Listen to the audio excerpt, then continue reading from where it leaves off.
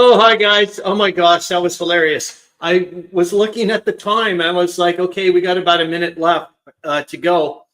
And then I got totally sidetracked focusing on the glare of my glasses. And I was like, and then I looked over here and it was like acting differently. And it was like saying, by the way, you're supposed to be live. And I wasn't. Great to see you. I'll try not to stare at the camera. That's the thing, is the camera's at this, I can see it boink. So if I try to look somewhere, I'll just pretend not, I think I'm okay if I stare at the screen and pretend I'm staring at you guys, which that doesn't matter because whatever. Anyways, great to see you. Well, let's start off with the people that start off. Anyways, Tolemykus, thanks a lot. Not protesting against the conduct of the war, but against the political errors and insincerities for which the fighting men are being sacrificed. Captain Siegfried Sassoon.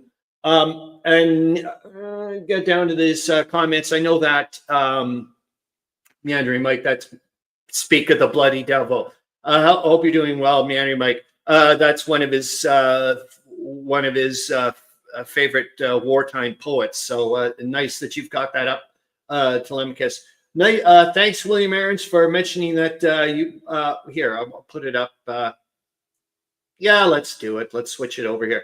But besides the Deutsche Zeitung, I've translated articles from the Königsberger whatever newspaper published in East Prussia. I want to look at socialist newspapers as well. And as I said in the comments, I'm really excited by that fact because even I was mentioned when I was reading your thing there, William Arends said I was recording it earlier on. 22 minutes, man. So we'll have to take that into account for the ATA. Was that they do allude to it a bit there when they're talking about, well, you'll see, everybody else will see later about the article with the Pentecost and whatnot. It did sound like they were trying to make, they didn't spell it out, but about the socialists and whatnot. So I thought that was kind of neat that you mentioned that. Great to see you, Charles Latora. No worries about not commenting or whatever. It's just super great to see you that you're there. And Harro Bosma, awesome to see you. You've been in my thoughts quite a bit lately when I've been making a small version. Well, I don't know why I did it this way, unless I wanted to go really whatever. A small version of the World War I SPI game, and then a larger version. And because I'm going to send you off a copy, and I'm just enjoying the fact that you're not going to get a super great copy. You get one of the prototypes or whatever. But I'm just enjoying this fact that I'm learning techniques on how to make game components and whatnot, which I think is totally cool. Anyways, let me go to the. I'm going to remove this, and then I got to add this one. Boink. All right, so here we are. Who else did I miss? I probably missed. No, we're doing okay. I think I've saw everybody. So, anyways, here we go with the thing. Oh, great to see you, Brian R. Smith. Hope you're doing well. And I hopefully we are going to get to a little side bit here about Quebec and whatnot, because it's been coming up a lot recently with the Militia Act or conscription or whatever that's trying to be enacted in Canada. And as you probably know, a fair amount of the Francophone population in Quebec were not. So whatever. Anyways, we'll talk about. Let's just get into this little book. Anyways, hope you're all doing well as per usual. Welcome everybody. Please let me know what you've been up to this week. Live stream fact checker and interesting tidbits. Like I said, I'll try to not stare straight at the camera, and hopefully you guys won't get the glare. I just got to get another form of whatever. New approaches. What is this all about? What the hell am I talking about? What I'm talking about is yet again, still, I was just talking to somebody about it this morning as well. Because they asked me, what am I trying to do with this? The stream in particular. What am I trying to do with this thing every week? And I'm like, I'm still trying to answer that, to be honest with you. And this week, yet again, it's just I get discombobulated sometimes when I start putting in expectations, what you guys are expecting, and so on and so forth. Just a zillion other things, and I start twisting myself into a pretzel, trying to maybe people please, or like, what do you guys want to do this or that, or whatever. I'm not just being myself anymore, kind of thing. So I've got to like scale back and take a look at really what I want to do. Charles Latoris' education, excellent, nice to hear. And it was neat that you mentioned that, Charles Latora, because I was talking to Zoe Dufour, I think yesterday, or the day before, because she's one of the people that I'm like, look, give it to me both barrels. I want critiques about how I'm doing. I want to know if I'm being an arrogant little whatever, and so on and so forth. And she was like, well, sometimes you come across like a high school teacher in the sense of maybe, oh, that's awesome to see, Brian R. Smith, is that, sometimes she's like, you seem to ask questions sometimes, like you may know the answer. You're just trying to get us to do something like a teacher. I'm like, no, not really. For the most part, I'm not. But that's the thing. I'm trying to find out in the long run, what do I really want to get across and do, and so on and so forth. And you're right, Brian R. Smith, is to have fun. And that's the last thing, because way back when, Charles Latora, remember when I was having a hard time, this is years ago, but whatever. But a while back when I was not doing very well with my videos, and you were like, are you having fun? And after that, that's the last thing I put on my preamble for my show, for goodness sakes, is like I said, I write down a list of things to remind myself. And at the very end, it is have fun. Like, for crying out loud, this is what we're here for in the long run. So anyways, just so that's what I'm trying to remind myself of, just trying to go, okay, let's, relax a little bit and just be focused in certain things. There we go. So let's get back onto this. Pershing is in Paris article. Yeah. So as you know, probably General Pershing's now in Europe. Just visited this week the royal family, and again, I'm staring at the bloody camera. And hold on here. I'll get a quickie article for what you can see here. Oh my God. And Brian R. Smith and everybody else, because I'm sure it happened as well. But it looks like, hold on, I got to stop the screen and I'm going to present the whatever. It looks like income tax is starting to be considered for next year in Canada. I'm like, oh my God. And it's never going to go away, as we know. Okay, hold on here. I just wanted to show you this little bit. It was just quite nice to, oh, Meandering, Mike. Those are in the old days. Not anymore. Nice and whatever. Eric, great to see you. I hope you're doing super well. But anyways, here you guys can see this. I just wanted to read it. It's not a very long article, but I just thought it was neat that because it gives you a little quickie bit about General Pershing. General Pershing, who is being received with high enthusiasm in France, as he was in England, is no parlor soldier. He is by temperament a straight, single-minded, hard hitter. Less than 15 years ago, following service in Cuba and in the Philippines, President Roosevelt, and I didn't know Roosevelt was a president before this point. You guys would know these things. Well, mind you guys have two Roosevelts, Teddy and whatever the other guy is. Anyways, where am I here? Less than 15 years ago, following service in Cuba and in the Philippines, President Roosevelt jumped him from captain to brigadier general. Over 605 men listed higher. He suffered, as did General Wood, from quick promotion. And as in General Wood's case, he justified the promotion and won signal honor, as in the West. In the Mexico trouble, he proved to be the right man in the right place, handling a delicate situation with rare tact. When the Carranza General Trevino attempted bulldozing, Pershing replied, I've not received orders to remain stationary or withdraw. If I see fit to send troops, I will do so. Our neighbor and ally is sent to the front, an able soldier and a gallant gentleman, and where ability and gallantry have been so abundantly recognized, he will be welcomed. Anyways, there he is. Tolemykus. Was he a bully? I didn't know that. Anyways, hold on. Let me get back to the thing. I do know that he did send, a couple of troops, or maybe it was the Mexicans. There was, I thought, no. There was, I remember those Americans, they got stuck there, some little troops there, and they were worried that I think they did get whacked pretty hard. But anyways, that was months ago. So let's get back to the narrative. And let's see, we're going to an article. Yes, we are. Quebecan conscription article. And then we're going to go off into showing a little tiny bit, which I saw.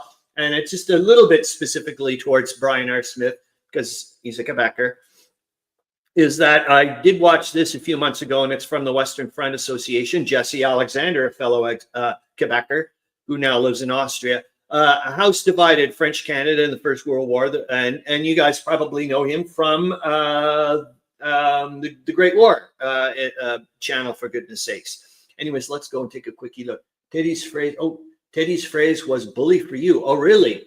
I didn't. Well, as you guys know, I don't know much. Hold on here. Let me get to the picture. Yeah, or the article thingamajig. Where are we here? Quebec. There we go. Boink, boink. I don't think we're going to show the whole bloody thing, but I just wanted to take a quickie look. Yeah, it's a pretty long whatever, but I wanted you guys to see a little bit of it, and maybe I'll post it on the community tab if you do want to take a look at it at some point in time. Oh, I didn't know that, Tolemykus. I had no clue that that was really, Jesus. I never would have associated that as well. But anyways, the attitude of Quebec, and they talk about the Francophone population. What I did find, of course, about this thing as well, what I found interesting in the lecture, which hopefully we'll go to, or the talk that I saw a while back ago. Oh, I didn't really know that. Tolemykus, thank you very much. Hold on here. I'm going to stop the screen, and then I'm going to present this one. Share the screen is this. So this is that the Jesse Alexander talk that I saw a while back. Well, you can see him off to the side here in a little bit there, and it's a good lecture. Right? Basically, just showing that how things were different way back when. I didn't realize, for example, there was didn't seem to be much of a linguistic divide as much as there was back then. But then the Great War seemed to have caused that to come about, unfortunately, with this. I guess there was a large Francophone population. We're like, yeah, okay, we're for the war, but not really for the king and all that type of stuff, or for Canada and whatnot, which I thought was kind of interesting. And it was, anyways, it's a good lecture. I've got the link up there, or you can just go to the Western Front Association, which is super great. And then on a side note, we're going to go into the next link just to show you how unbelievable the Western Front Association YouTube playlists is. It'll knock your socks off, or at least it knocked my socks off. You guys can see that. I'll get rid of me so you can see it bigger. I'll get rid of the thing of this. And there's Brian R. Smith's comment. Francophone Quebec had no love for Britain, but surprisingly, neither for France at the time. I know, Brian R. Smith, and this is what blows me away about that talk, was to find out how the politicalization of it really caused a rift between this thing. And it was like, at one point, like perfectly, like a lot more easier, for example, for a French-speaking person in Ontario to go to school, to send their kids to a French-speaking only school in Ontario, and vice versa in Quebec back then. And that went all the way out the window. What a bummer. But look at all these amazing playlists. Here, I'll bump it up a tiny little bit. There you guys can see. Look at that. Isn't that amazing? I know, Brian R. Smith. It blows me away. I had no idea about any of that. I thought that it existed ever since millennium, and I didn't realize that that's not the case. That was really amazing. But anyways, look at all these amazing playlists. Of course, a lot of the videos, there's a bit of cross-pollination or whatever, but still not bad, huh? Like 43 videos right there for the High Command in World War I. I could deal with that. Jeez. Anyways, let's stop the screen. And okay, back to me. There we go. Okay, oh, that's right. Stop staring at the window. And okay, you guys got to see that. I'm really happy. I'll put that away off to the side. I'll make sure that I can get the thing back to here. And then we can take a look at what else I have popped on here. Boink, boink, boink.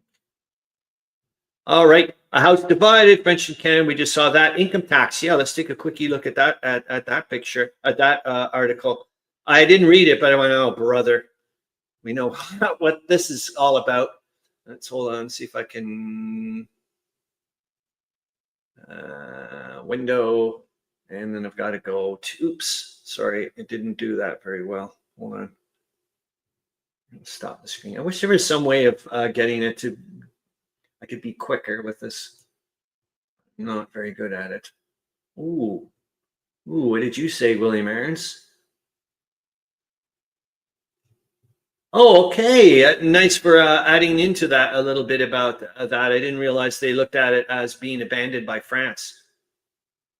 It was neat though to see reading up, like finding out that you know, the French politicians and whatnot, and like General Joffre going to Montreal just a couple of weeks ago. That was kind of neat. But oh, this income tax next year. I was like, oh brother, it never goes away. Okay, I'm going to, hopefully everybody read this because I'd like to pop on Brian R. Smith's ones. And there we go. And then I can stop the screen and then we can go back to the next one. Let's see what else I had popped on there. Boink, boink. Yeah, and there's an interesting article on trying to get people in North America to eat whale meat as a substitute to beef. I thought was like, what the hell? Let's see if I can show that as well. Hold on here, just very quickly. It goes on and on and on about talking about porpoises, eating porpoises, and all kinds of. Oh, great to see you, Corvinus Wargaming. I hope you're doing really well. And Meandering Mike says I'm definitely going to dig into a number of those playlists. Oh, awesome! I know wow. Every year when I see how much I have to pay for my membership for that thing, I'm like, geez. But then I'm like, realize, holy cow, they're quality. Okay, I've got to stop the screen. So I realize I shouldn't be complaining. And anyway, sperm whale steak is good war dish. And they just talking about, you know, as you know, the food rationing and everything. And Washington authorities make suggestions as how to avoid the food shortages. They just go on and on and on about, look, whales and porpoises are mammals like cattle and sheep. Their flesh is meat, not fish. Oh, it tastes a bit like beef. And goes on and on and on. I just thought that was kind of interesting. So anyways, let me stop the screen and then I'm going to pop on the narrative back again and present that. And boink. There we go. And the U.S. Federal Reserve, I think I was talking to Meandering Mike about this last week. It's because of this book here, and I can't read you the book. I can't read it. Well, I can't do scans, but just bear with me a little tiny bit. And let's see if I can find it. I hope so. Where was it? Probably can't anymore. Darn it. It was about maybe no, it's not in here. Maybe it's about the. Thought I had found it about the Federal Reserve in here. Chutes and ladders. Oh darn it! Oh well, we'll have to put that off to the side. Maybe that's a good thing that I couldn't scan it. But I can't scan this book. These are really expensive, and I just don't want to kill the bindings on this. But let's see if I can find. Did I keep the Federal Reserve thing? No, darn it, I didn't either. Oh no, wait a minute, I've got them in the links. Hold your horses. Okay, I'm gonna pop your thing off. Hold on here, I'm gonna get back to the links. How are we doing? 20 minutes. We're not too bad. Kind of. This one's not too bad, I think. Anyways, I will put them in the sources and links. I haven't put them in the sources and links yet, but I don't think it's in this one. I wish it was. Hold on. I'll see if I can. What's in here? There. Anyways, it does talk a bit about it here, but darn it, I'm sure it was in this book, in that book there that talks about that the Federal Reserve had been enacted in December of 1913, I believe, but still was not in, you know, was taking a while to gear up or whatever. And I think they started panicking when the war started. The Americans were having a conniption fit. Oh, here it is. Okay, so it is. Hold on here. It's this one. Thank God I found it. I really wanted you guys just to see this tiny little bit. And this got me thinking about all kinds of things to take a look at. Oh, I didn't know this. I didn't know that, Corvinus Wargaming. But anyways, hopefully you guys can see that. World War I was the first test of the new Federal Reserve System, and it was trial by fire. The outbreak of war in Europe in August 1914 touched off a financial crisis. The stock market closed and banks faced runs by depositors. Meanwhile, the Federal Reserve Board and the 12 reserve banks were still getting organized. The crisis soon passed, but within months, a new problem emerged. A large inflow of European gold to pay for U.S. exports increased the money supply. The young Fed was powerless to offset the gold inflow or halt the resulting inflation. And once the nation entered the war, the Fed dedicated itself mainly to supporting the war effort. Anyways, I just found that really fascinating, and it got me off into Wonderland, as you know, we've seen lots of times with, hold on here until I pop on a new whatever, is I just found that really, oh, here we are, and the wheels are in motion for the Spanish flu outbreak. Hold on, I want to make sure that you guys can see that. There we go. And then I'll stop the screen, then I'm going to present the screen. Is the reason why I'm popping this up is due to the fact that I want you guys to remember that this is just around the corner. Remember, I mean, this is like we have to get ready for, this is about to start up. Remember, it says here, like right here, they're going to talk about possible path to a lethal pandemic. So it seems here to take advantage of as early as 1915, 1916, when hindsight reveals a rise in the incidence of an unusual strain of influenza in countries as far apart as Finland, India, France, Germany, and USA. And then I guess over time it is going to mutate.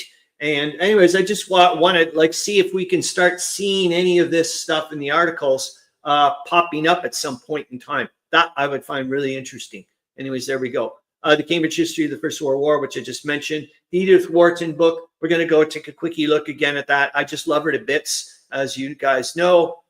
I just find her stuff just freaking amazing. She's just such a bloody good writer. But I don't think I need to show it full on. Like, it's pretty good. I think so. Hold on.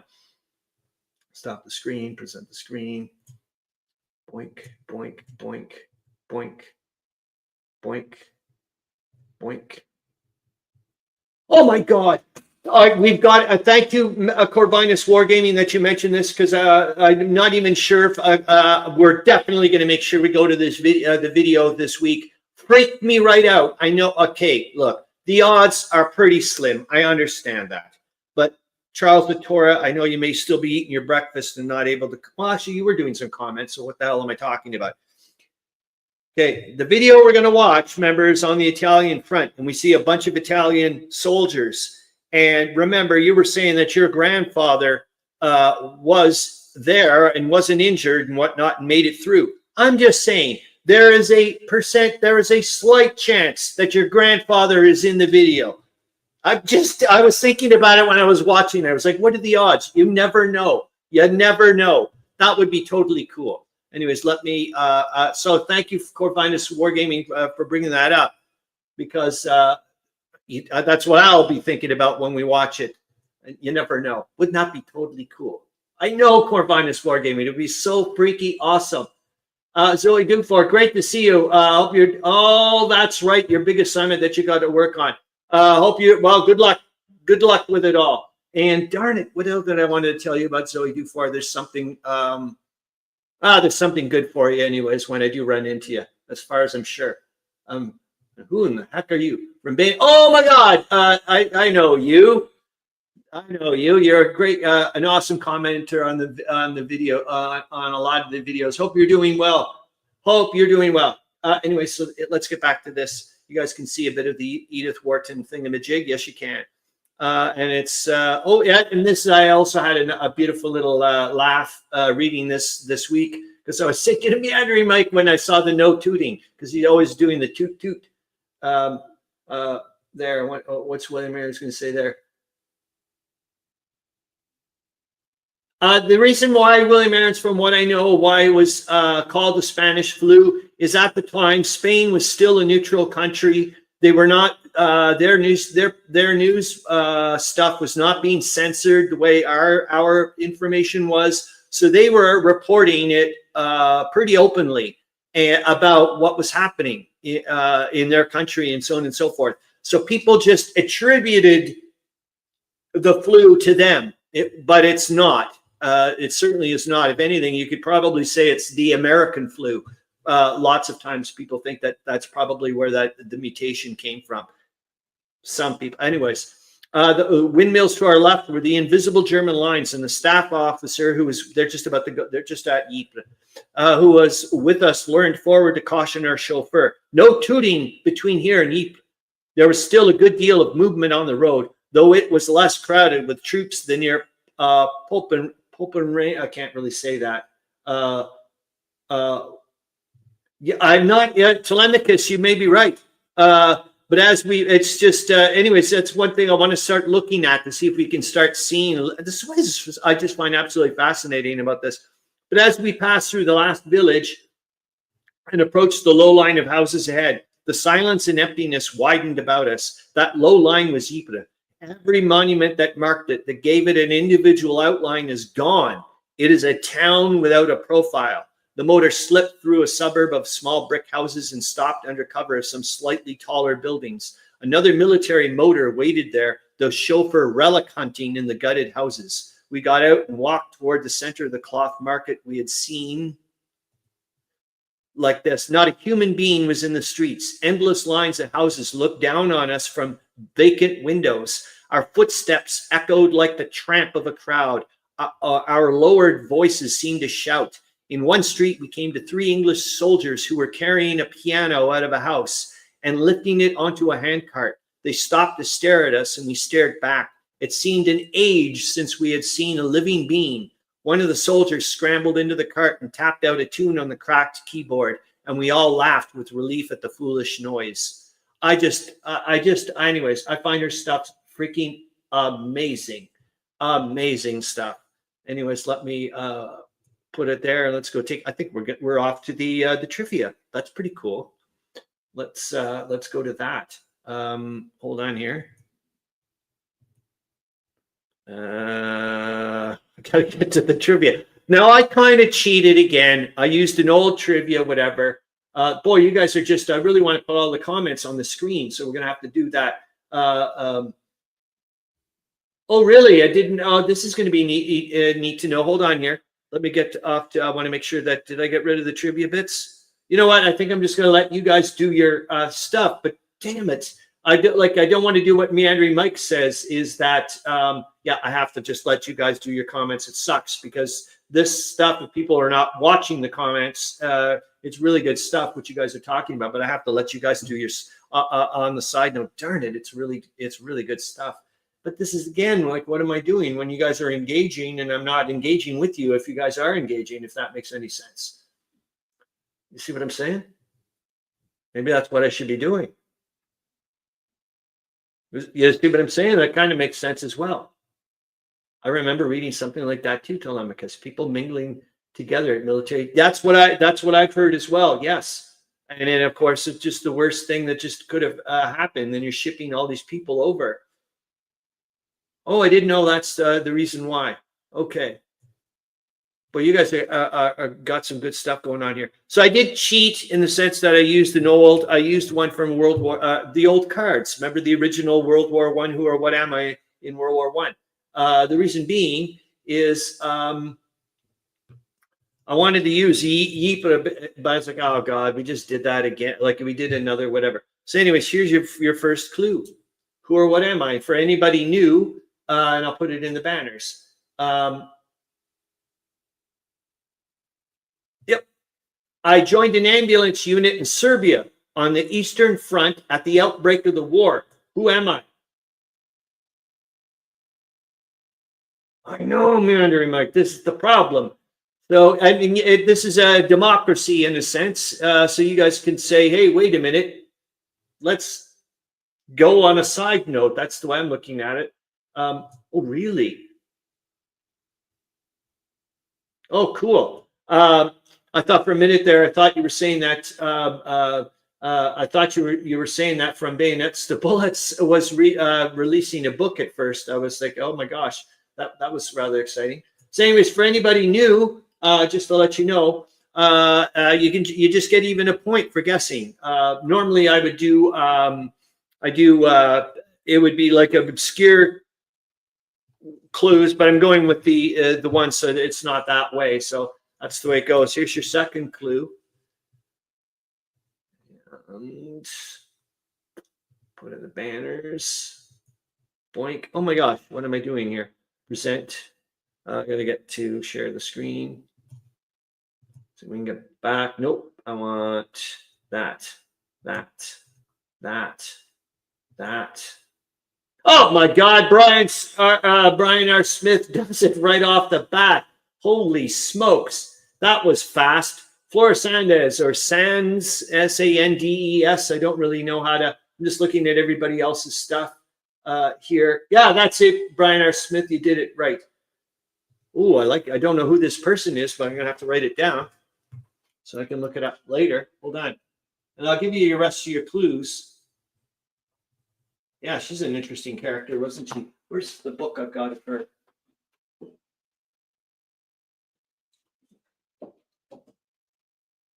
This book. Do you remember this one? Hold on. There she is.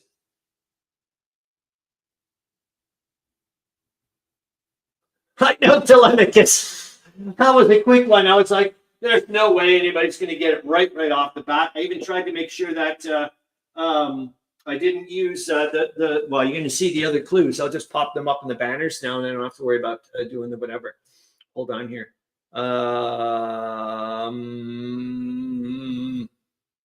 Oh, hold on. I forgot. There we go. And I'm going to get rid of that one. Oh, Meandering Mike, I most likely is on that online database thingamajig, because we're going to go to your thing of what you just talked about. You guys are really like going a mile a minute in the comments. I'm freaking out. Like, I just want to not be the host and just which would be kind of, anyways, hold on here. Oh yeah, here's the, I joined the Serbian army in 1914 and became sergeant major in 1916. I remained in the Serbian army after the war and retired as a major. I went to Serbia as a nurse, but became a soldier and tended the wounded between shots. And here's your book, Meandering Mike. I wrote an English woman sergeant in the Serbian army in 1916 to raise funds for Serbia. I was the only woman to serve as a soldier in World War I, and there we know is that the answer is Flora Sandes, or Sands. And oh, great to see you, Alan Salazar. I hope you're doing well. Oh, thank you. It's really nice to hear. Really super nice to hear, man. Okay, so here we go. Let's get back to this bit. So, well, and it looks like Brian R. Smith's going to jump Meandering Mike. My gosh. Crazyville. So anyways, oh yeah. So we have the World War I narrative logic puzzle, but I really want to make sure we don't miss up on the video. Okay. And you're such a good person, Tolemykus, so we can come back to you in a little bit. It's this: the various elements of the Italian army leaving from a railroad train station and moving toward the front in World War I. Now hold your horses. Yeah, didn't she marry a Serbian dude or something as well? Okay, now what did I say we were going to go to is, oh yes. I got to get to the critical thing. And I got to get back to the size and my playlists. And I'll stop the screen. And I'll go to here. Oops, the wrong one. It's in, because I also did, like I said, wrong one again. There we go. I also recorded the ATA ahead of time, and that's 20. Oh, it's only 2 minutes and 43 seconds, this video, so that's not bad. Wow, it's available on Kindle for only 99 cents. That's cool. Oh, you little Charles Latora. Oh, look at this.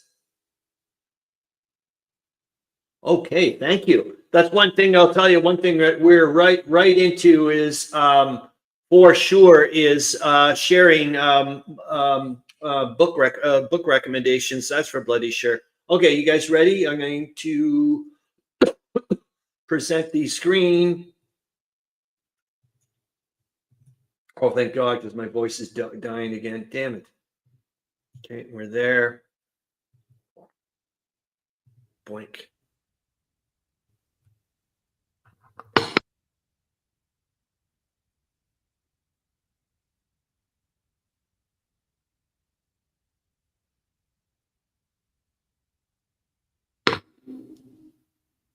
Typical, Meandering, Mike. Didn't they do that also with, remember the women's battalion there, I do believe, which just was mentioned last week or this week, I think, from Russia. Those, the whatever they were called, the Death Battalion. Anyways, when I was looking at that, okay, let's just stop that video again, just on the off chance. It's only 40 seconds, for goodness sakes. Is because I keep forgetting about this. This is what I keep thinking. You never know, on the off chance that Charles Latora's grandfather is one of these. You never know. Why not?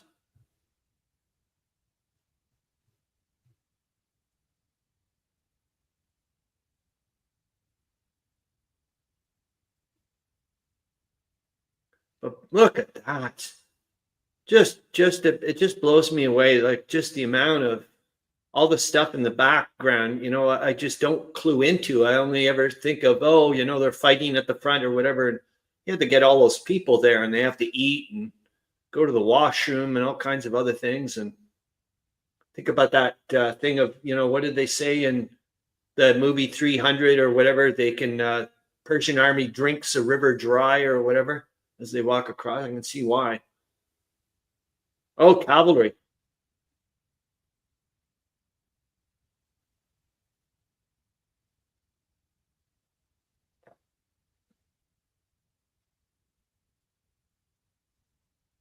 Oh, interested. Thanks for letting me know, Alan Salazar, about that you're interested in the Eastern Ottoman fronts. Look at this. 3 guesses what they're trying to pull. Oh, it's like, yep. Welcome to artillery. Oh, brother. Look at the size of that thing. Oh, I love this too. Bicycles. Look at the size of that thing. Is that a tank? What the hell?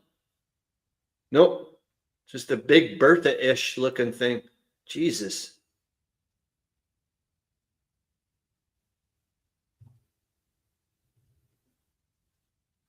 I know, Corvinus Wargaming. It's that I know, like I said, all the stuff that goes on in the background.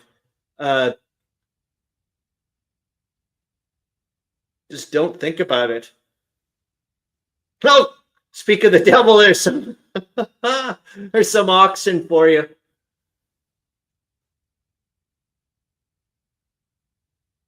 Oh, what kind of tank is that? I've never seen anything like that before.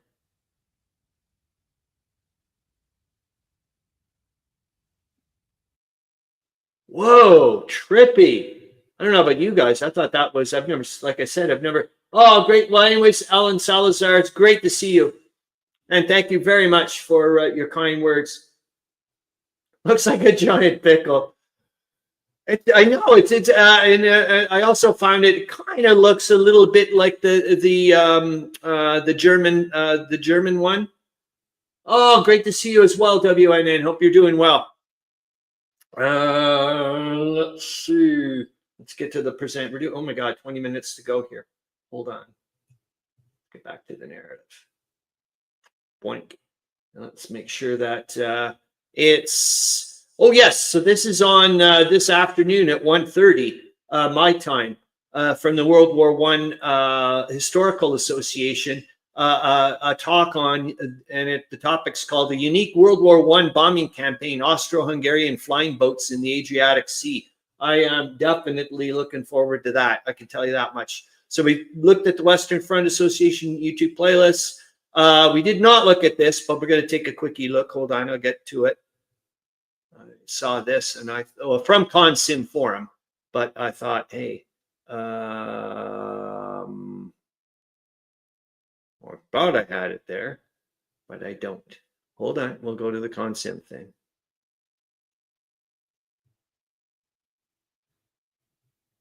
Really? Thanks, Harro Bosma.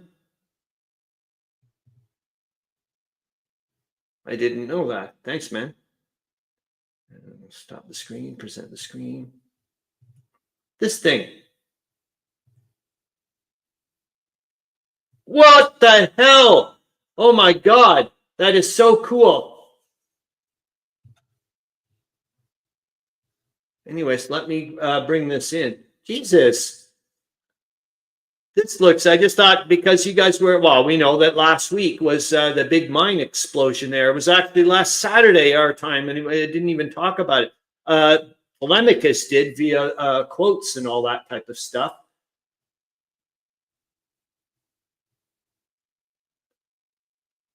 Oh, you guys, now I'm cluing into why you guys are freaking out. But this looks interesting. Do you guys know anything about this game? It's the Great War. I don't know if I've do I have it? I don't think so. But anyway, someone talks a bit about it here. About oh no, I do. Maybe I. This is the Great War Commander. No, Great War. I don't have this one. Let's see what it is. Oh, it is. Okay. Do I have this game? Nope. I don't think so. Whoa. Yeah, this is the tank, Meandering Mike. I thought that it kind of reminded me of the one there that you, what the hell did you think? What did you think it was called? Looks like a giant pickle. Remember, this thing said they had like a crew of 17 or something insane. That's ridiculous. Anyways, let's get back to this little bit. And let's make sure that I don't screw up. I think we're finished more or less. We can just go and take a quickie look at 15 minutes. Yeah, let's go and take a quick. Just looking to see if there was anything in the weird. No, I think we're all right. Remember, I mentioned that I don't even have to talk out the ATA. We'll just do it at the end. We'll stick it. We'll stick it. Sweeter. There is yeah, we'll do the ATA and then we'll do the war summary nicely. So this way we can do we can do the ATA the Tolemykus's logic puzzle thing in the jig. So hold on here. Let's get rid of this, and then I'm going to get rid of the Spanish flu, so we don't need that anymore. Get to that, and I can present this. I was taking a quickie look at sorry, is I can get rid of me so you guys can see that better. That doesn't really matter. It doesn't seem to have done anything. Okay, then is, you know what, I was looking ahead to see some of the ones that we have left to read. This is the one I'm kind of interested in. Well, there's a lots here, but which one is the one I was like, oh boy, where are you here? The Vanishing of the Austro-Hungarian Agent of 1915. And that, oh my God. And then that's the one of the here. It's The Rescue of the Austro-Hungarian Spy, 1917. And then that's not too far away. That's only 2 away. Why? Because we're going to the disappearance of the German gold caravan, 1916. Oh my God, Meandering Mike, I was thinking about making a t-shirt called Option F. I'm trying to figure out something about it. I would love to do something like that. And everybody going, what the hell? I'd be like, oh, if in doubt, pick Option F or something like that. But anyways, did I go way off into Wonderland here? I want to make sure we don't screw myself up here. You know, we did the Lafayette Escadrilles thing.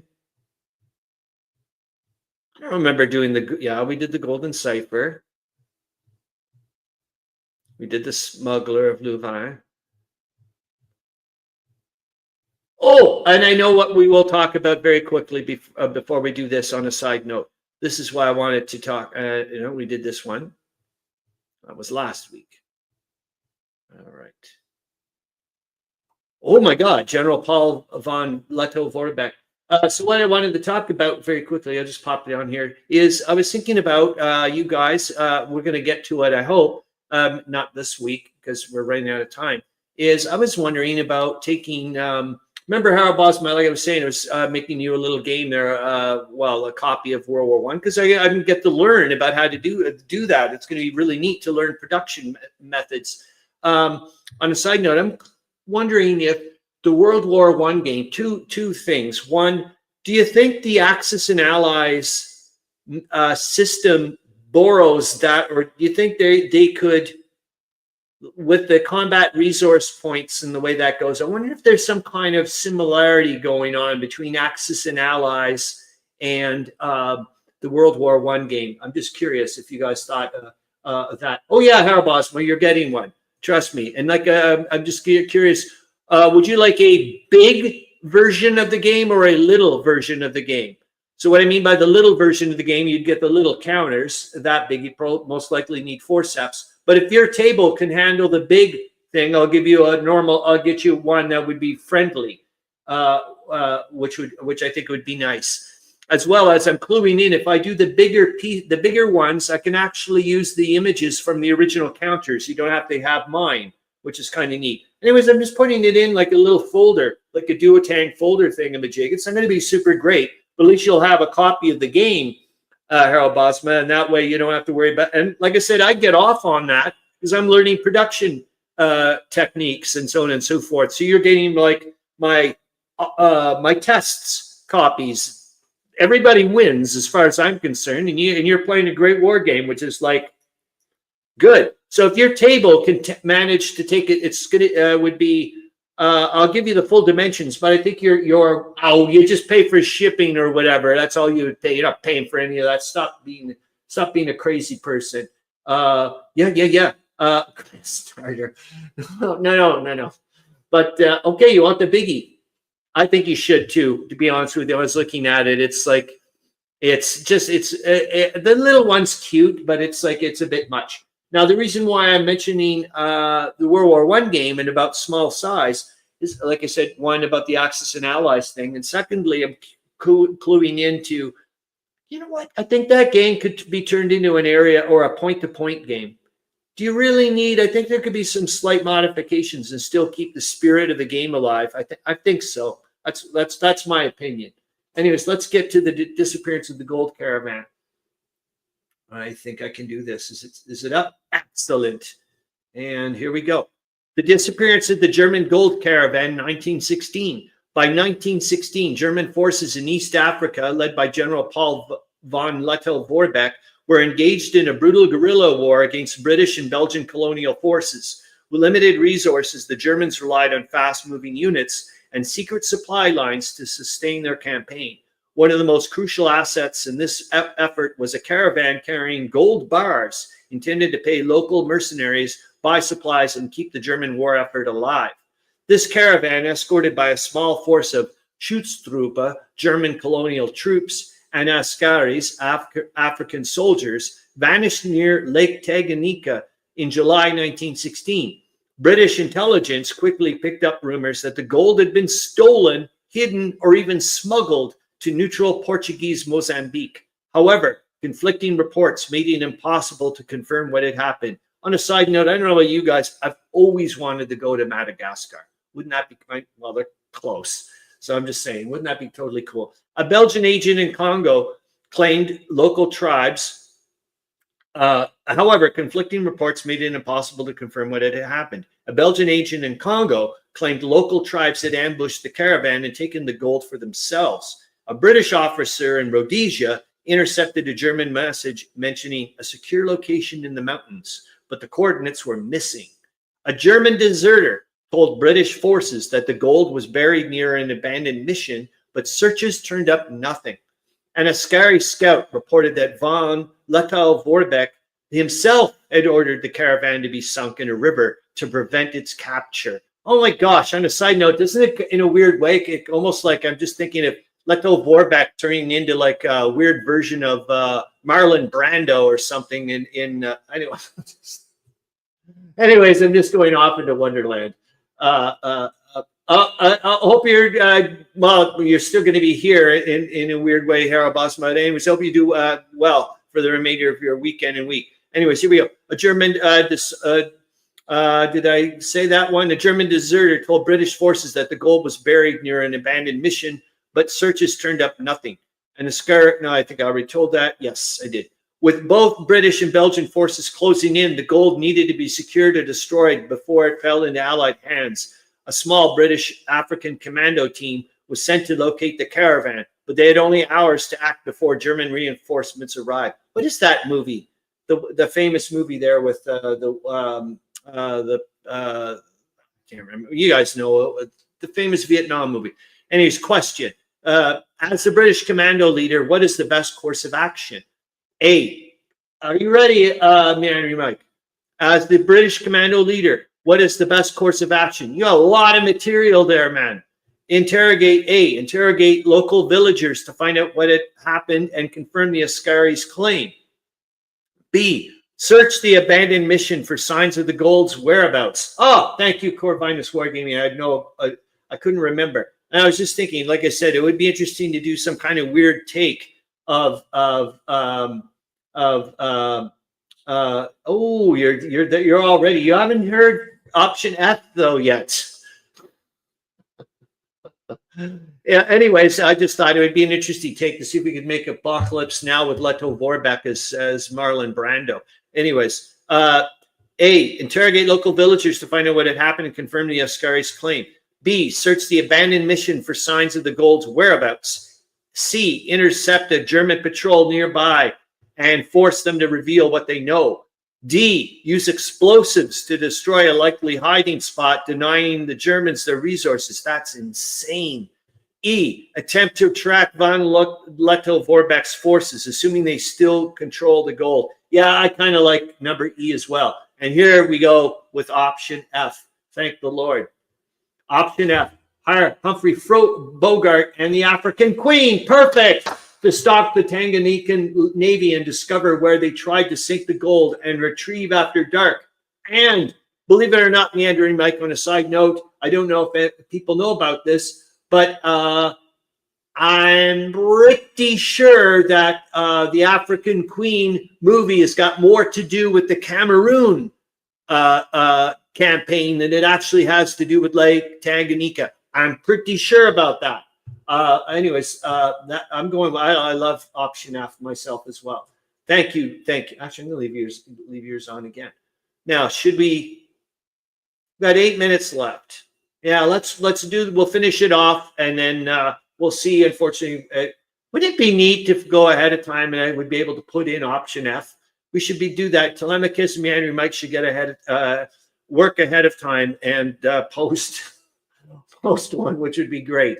Anyways, clues and false reports. A Belgian report claimed the gold had already been smuggled out, contradicting local rumors. A tribal elder recalled strangers digging by the river, but could not confirm if they were Germans. A captured Ascari soldier claimed the gold had been split up and hidden in multiple locations. British radio operators intercepted a garbled German transmission mentioning a package secured. Oh my gosh! Now that's another neat thing, which is a beautiful. I love these little connections. Is Tolemykus, of course, you didn't know. It's just the way things worked out. Is the second article mentioned in the first ATA that's going to be on afterwards, and I highly recommend sticking around at least for the 2 ATAs. They're only 22 minutes long. Some really good stuff there, especially with the tone difference in newspaper, just the tone in the way they talk about certain things, the last one. But there's a big thing about West Africa and what's going on in Cameroon and how the French have been treating the people there, the Germans and whatnot. So I thought that was pretty darn cool. And there we go.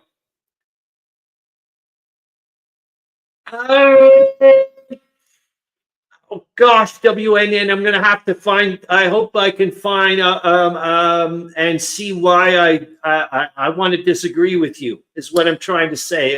Darn it, I got to find out where it is. I hope I do. Anyways, a tribal elder recalled strangers digging by the river, but could not confirm if they were Germans. A captured Ascari soldier claimed the gold had been split up and hidden in multiple locations. British radio operators intercepted a garbled German transmission mentioning a package secured. An African trader in a nearby village was found with newly minted German gold coins. Jeepers jumping. I love it, Corvinus. I love it. I wish I could put multiple ones at the same time. That would be great. So we did this, and now we're going to go into discussion topics. Okay, now things are starting to maybe make more sense. WNN, thank you, because I knew there was some kind of weird. There was some kind of weird thing going on here. From what this lecture or talk that I attended a few weeks ago or whatever. Okay, guys. You guys are all doing it. You're really helping me out now. How did guerrilla warfare shape the East African campaign? Why was gold so crucial to Germany's war effort in Africa? How did intelligence gathering differ in colonial Africa compared to Europe? Interesting. Oh, I like that. What were the challenges of long-distance supply lines in the African theater? Monster. Oh, my God. And I'm now thinking about Charles Latora playing Schutztruppe. Could the Allies have captured von Lettow-Vorbeck earlier if they had better intelligence? And then I'm thinking Manny Mike playing the Decision Games one. That's totally cool. Anyways, let's find out what the thing was. D. Did anybody say D? Let's look it up here. I do believe so. Bayonets the Bullet said E. Corvinus Wargaming said E. And it looks like that was it. And I said, and I wanted D. No, I didn't say D, did I? No. I would have said probably E as well. Yeah. What the hell? That's one of the last things I would have thought. I don't know about you guys. Never in a trillion years would I have thought option D. The best answer is D. Use explosives to destroy a likely hiding spot, denying the Germans their resources. I just think that's insane. Although interrogating villagers A might provide intelligence, time is too short to verify their stories, and I don't believe them anyways. Search the mission B could be a trap or waste valuable time. Capturing the German patrol C was risky as they might not know the truth. Tracking von Lettow-Vorbeck was nearly impossible. That's true. What the hell am I thinking? By destroying a suspected hiding spot, the British ensured the gold would not be used to prolong German resistance, even if they couldn't confirm its exact location.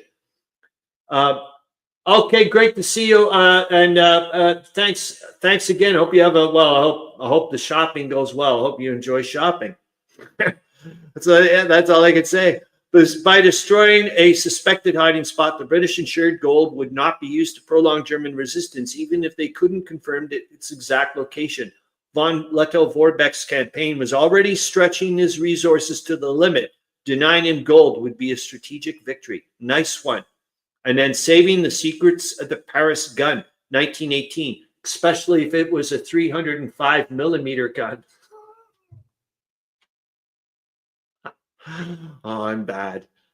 Well, Harro Bosma's only listening, so he can't get me into trouble. So that kind of worked out in a wacky, weird way, guys. Is the fact that it's more or less noon my time. Like I said, I'll go and start the ATAs when they finished. After 22 minutes, I'm going to go and slap onto the after hours, and it's kind of neat because I actually get to talk about on the after hours that I had recorded William Arends' the Arends translation attrition. So that's totally cool. Anyways, thanks again. I'm really glad that you guys showed up as per usual, and thanks for the nice comments, especially the fact that of chill out, have fun. Let's whatever. It's not take things so bloody seriously or whatever. Still trying to find my way, whatever. Hope you guys have a great weekend. Remainder of your weekend, a great week. And if you guys that are still sticking around, I'll turn into Mr. Texter like you guys, and that's it. Let me pop on the thing. I'm gonna get rid of whatever. Yeah, no. What am I saying? We did find the thing that I wanted to show you about the U.S. Federal Reserve. I do have to get my glasses on again. I can put it in here. I'm going to present the screen so you guys can, at least I can start it up. And then I'm going to go to full on. And we go to after hours. Where are we? Oh, there we are. And get to the ATA. And we're going to be back to showing your stuff, which is totally cool. And here it is. All right. And it is. Oh, that's right. I forgot. I did something a little bit differently this time. There we go. So you're going to kind of see me. Anyways, I'm going to turn myself off, like volume-wise. All right. And I'm turning into text person. All right. Let's see if this works. Yeah, I'm going to put myself on the little screen there and see if, like I said, if this works. And maybe I'll try it as well with the war summary. Who knows? Anyways, this is first off just to thank William Arends again. So this is a two-part bit for the Arends translation attrition, or the ATA. And here we go. Translator's note. I finally found another newspaper that declared itself to be nonpartisan. This is the Deutsche Zeitung, the German newspaper, also published in Berlin. Here are some articles from the 27th of May, 1917 edition of that paper. The German newspaper, a nonpartisan daily newspaper for national politics. Berlin, Sunday, 27th of May, 1917. Morning edition. The failure of the French in the Champagne. Official evening report, Berlin, 26th of May. In both the West and East, combat activity in the usual boundaries. With the purging of the grids that has been held by the English east of Loos, the rest of those units gave up 18 men and 3 machine guns as well.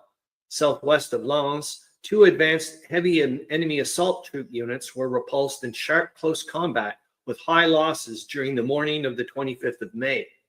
From noon on, heavy artillery fire of all kinds of caliber occurred on numerous positions along the Arras front, and no infantry attacks followed this activity. An advance by an English company on the road Bayonne-Cambrai was entirely repulsed. In the same way, an enemy patrol undertaken in the vicinity of Villers-Ploche and Billeret was defeated. Our patrols brought in prisoners and machine guns.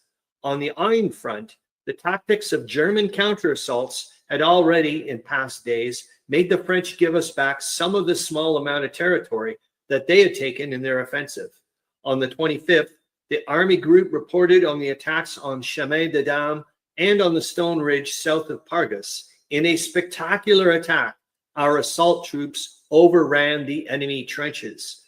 Besides the reported 14 officers and 530 soldiers that were captured, the French also suffered many heavy bloody losses. The losses on the German side, thanks to careful preparation and the spectacular cooperation of the infantry and the artillery, surprisingly minor. The assault troops holding the newly taken enemy trenches were immediately able to easily rebuff every counterattack on those positions. In the Western Champagne, the French again ran up against the German position on the high grounds, south and southwest of Norroy. After that, they spent the entire day putting down devastating fire on the German trenches, with the artillery fire actively increasing the heavy barrages after 4 p.m. On both the forward lines and the rear areas, the French laid down heavy fire of all calibers. This they brought along a 4-kilometer wide front with many powerful waves of fire. On the hotly contested high mountain and on the Lugan's land, the French had to quit from their early success due to another of our counter-assaults. West of Tournelet, the German fire held back the enemy. After the misfortune of their first attack, the French attempted to attack a second time, both times with similar failures in which they suffered heavy losses. I didn't look it up, but I would like to see the differences in the reporting from the Globe newspaper, because I'm pretty dark. It would be neat, like I said, there's going to be some similarities, but I'd like to see which way they flavor, either side are going to flavor them. Anyways, a further 70,000 tons sunken. The new success of our U-boats. Berlin, 26th of May. Through the activity of our U-boats in the Northern Oceanic Theater of War, A further 70,000 gross registered tons GRT has been sunk. I've never heard of that before. The Northern Oceanic Theater of War. That's an interesting way. I like that. Among the sunken steamers can be found the armed English transport steamer Farley. Among the contents of the rest of the sunken vessels can be found coal, great amounts of foodstuffs, and dyed goods. Just going to say, it would be interesting too if there was a sister ship called the Moet that got sunk as well. Anyways, that's just a Canadian thing. On the 26th of May, one of our U-boats sunk the 6,300-ton auxiliary cruiser Hillary in the Atlantic Ocean. The Russian seaplane station Labara was attacked in the early morning of the 24th of May. Interesting, the Russian seaplane station Labara. No, I've never heard that term before as well. 21 enemy aircraft have been shot down. A great day for our Air Force, the Luftstreitkräfte. Berlin, 26th of May. On the 25th of May, our Air Force had a great day. Over the entire front, far to the rear of the enemy line, an observation patrol has been carried forward, which delivered valuable information that it elucidated from afar. The clear air allowed our balloon observers the opportunity to have an especially successful mission. On the Arends front, bombings accompanied by artillery fire have caused no more than 17 explosions. Our aircraft bombers have been exceptionally active, both day and night. And that's one thing that we're starting to hear more and more of, is these big bombers. The greater number of these attacks have been directed at localities and troop formations at the rear of the main battlefronts. And this week, I know this is not what they're talking about from this week. This is an older bit. But this week, yet again, and this is 2 weeks in a row now, there's been pretty high casualties on civilian targets in England from aerial raids. It's pretty impressive. Anyways, excuse me. The greater number of these attacks have been directed at localities, I think I mentioned this, and troop formations at the rear of the main battlefronts. During one flight, a balloon hangar near Epinal was destroyed, and a munitions depot near Ponyville blew up in the air. One of our bomber squadrons threw bombs down on the fortress of Dover and nearby troop camps as well. Military installations near Folkestone were also hit, which we had talked about, I think, last week. Our pilots engaged with the enemy in numerous air battles. They did this mainly behind enemy lines and were fiercely contested on multiple occasions. I think it was like over 100 got injured in that thing. It was like 76 dead or something. Enemy lost 21 aircraft, and Lieutenant Almenroder raised the number of his victories to 20.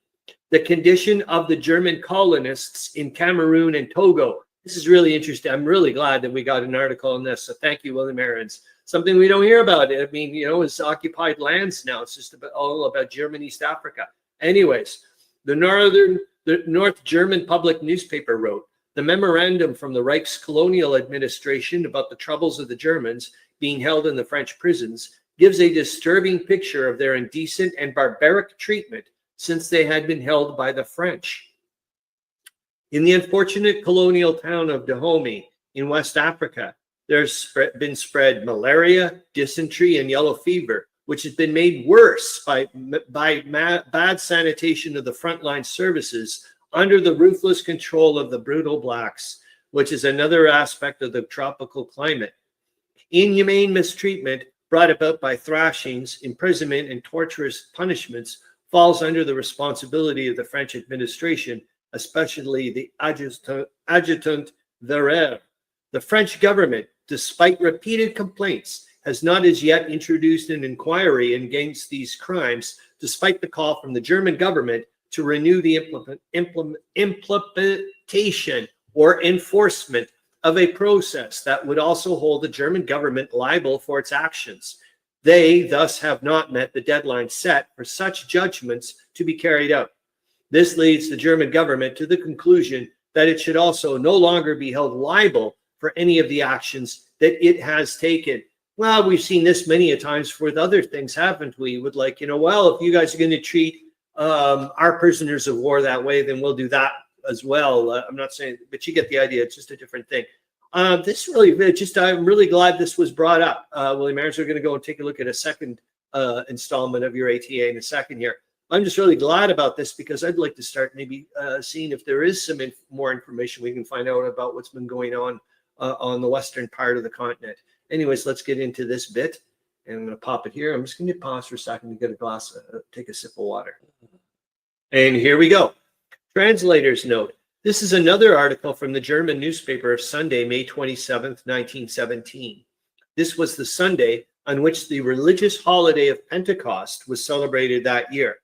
Pentecost fell on June 8th this year. Thus, I found it interesting to see how this newspaper would refer to the meaning of this holiday in terms of the war.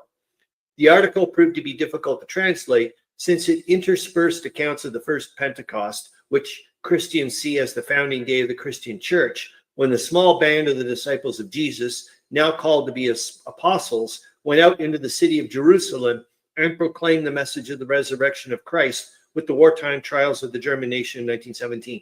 Yes, William Arends, I'm also going to say in a side note, when I was reading this for the first time, I couldn't figure out in the later part of the article where your translator's notes had ended and the article had started again. I was like, oh my God, William Arends is turning into a Bible thumping freak or something at the end. But I was like, okay, it's the article. I was like, I don't know if we can put this. I was like, I don't want to start getting into this weird stuff, but we're good. We're all good. I was a little worried there. Anyways, I think I did that bit. So yes. The writer of this article tries to compare the events of the first Pentecost to the sacrifices of the German soldiers and the conversion of those that joined the Christian religion that day to those Germans on the home front by reading the accounts of the war and supporting those troops. The article also attempts to equate Jesus Christ with the hero from the German sagas, Siegfried, as well as mentioning to those who had participated in the German Revolution of 1848, a revolution that was not seen to be in the interests of the royal house of Prussia and its king, Friedrich Wilhelm IV, who was the great-grandfather of Kaiser Wilhelm II. By including those who held beliefs more in line with the revolutionaries of 1848, along those who still stood behind the more authoritarian imperial monarchy of the House of Hohenzollern, there is an attempt to join together those of differing opinions behind a unified spirit of German nationalism and the war effort of the nation. The main point of interest in this article in terms of World War I is this disjointed effort to weave together Christianity and the church with the goals of German nationalism and the different points of view found in the modern German nation under the theme of celebration of Pentecost. Thank you again, William Arends, for doing this. I'm really happy that you're like really putting in your thoughts and whatnot. This is the bread and butter for me. I'm loving this. Thank you. The German newspaper, a nonpartisan newspaper, Sunday, 27th of May, 1917, morning edition. The German faith in Pentecost. Thus, having had to pass through so many temptations and persecutions, our faith has been, is, and forever will be more and more stronger day after day. These plain and simple words of Martin Luther, found in his sermons, call to all of goodwill to awaken the virile confidence and hope in our German hearts. The cruel circumstances of today can be perceived as being the hard test of the faith of our people through these temptations and persecutions. Here they have proved themselves while they have suffered through the harshest stresses.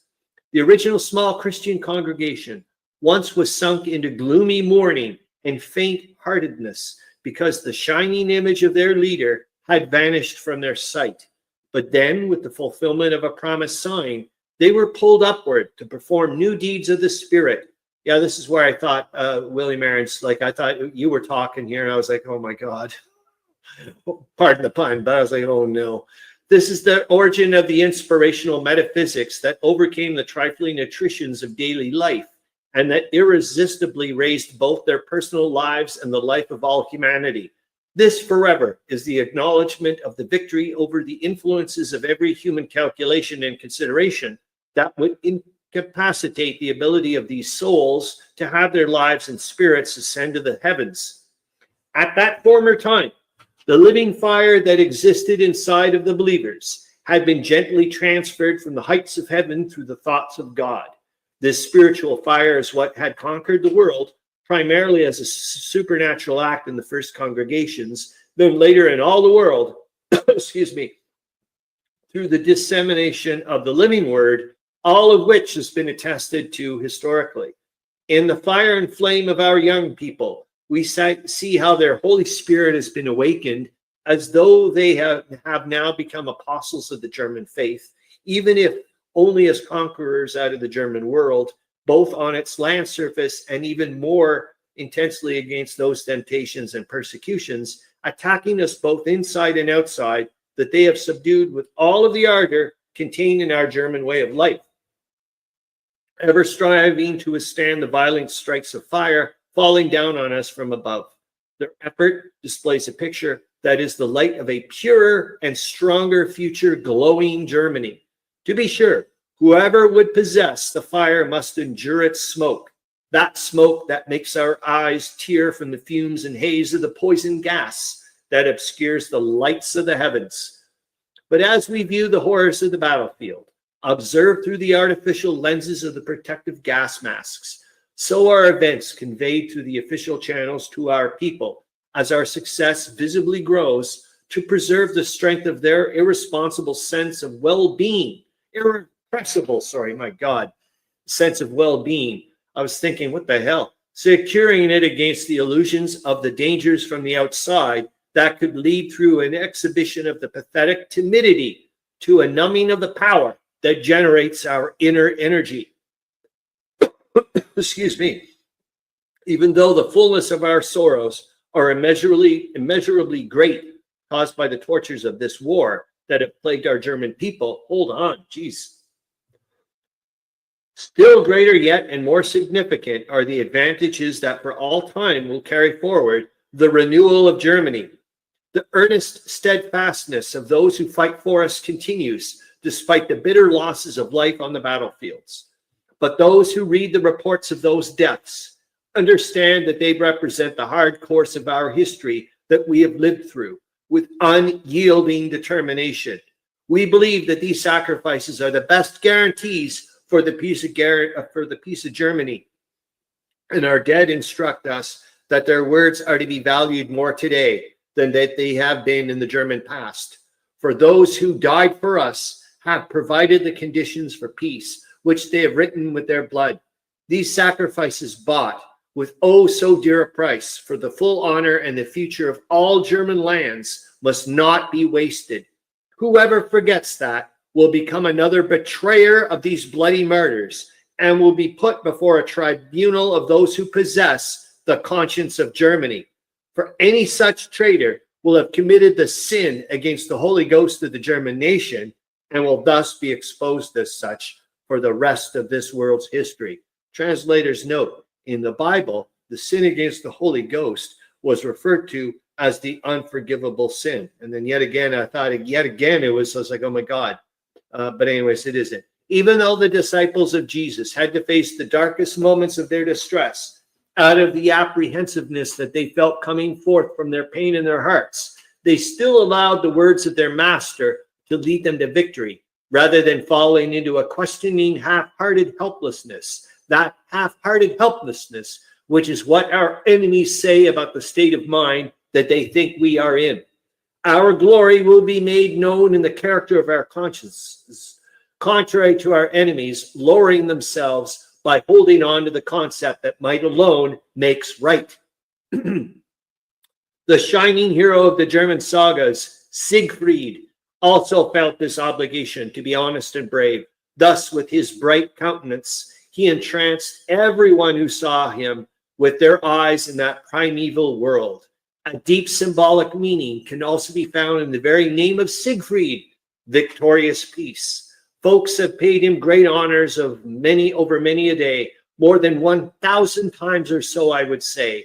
This he has earned through his boldness, while being faithful, loyal, steadfast, and true. He was an exceptional image of a man, and for him, there was no task too hard to do. Exhibiting the same boldness, the German people have at all times during their existence attracted throughout their history those who could do them either good or evil.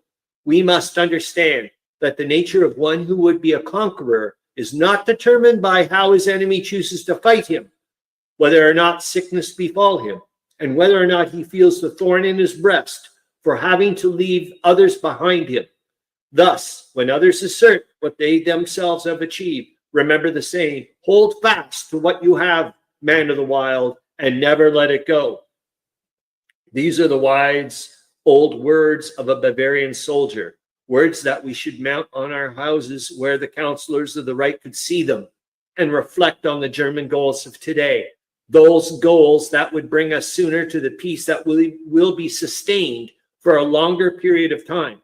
For we must attempt to ascertain the mood of our enemies after they have been hit hard in this land of German hunters. Up until now, the numerous doubts that many lovers of the fatherland have spoken have done us no damage. As weakness exists alongside that of strength, though that is contrary to the goal of providing us blessings and benefits, even those who would tread lightly have also assisted in using statecraft on behalf of the German people. That is because they also have a persistent sense of loyalty to Germany.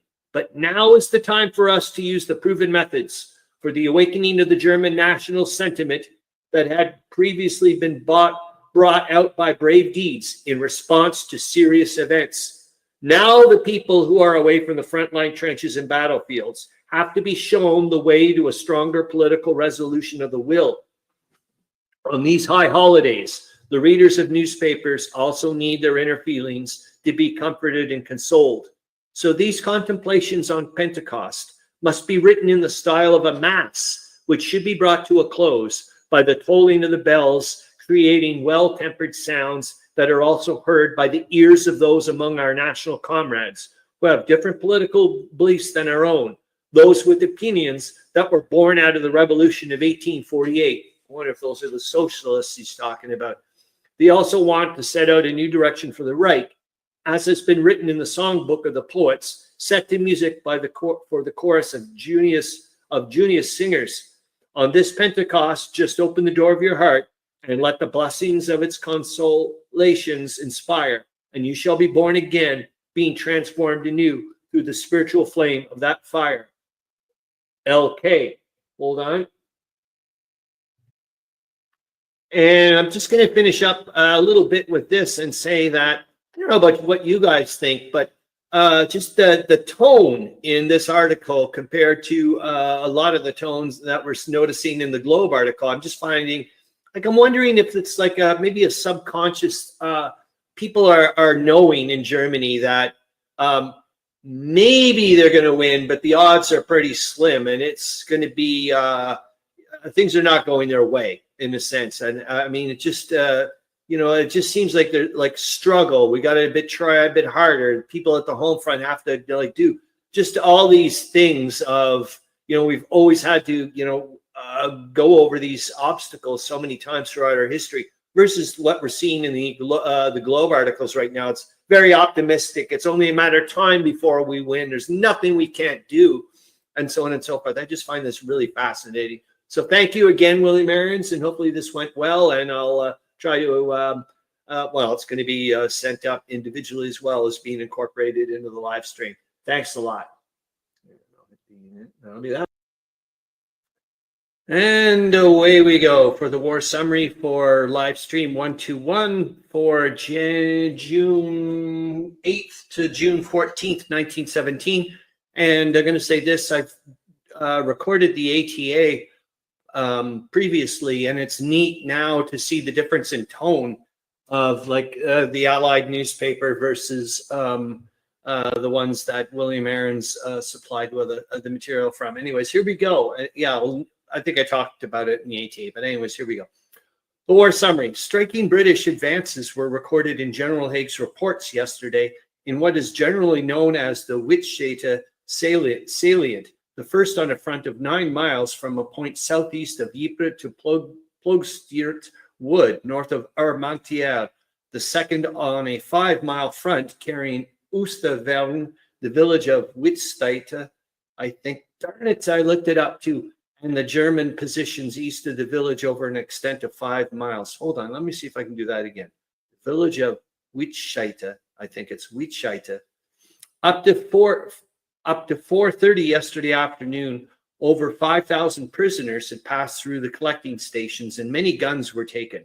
The ground gained is of great importance now, as well as in regard to the future plans of the Allies for driving the enemy out of northern France and beginning the reconquest of Belgium.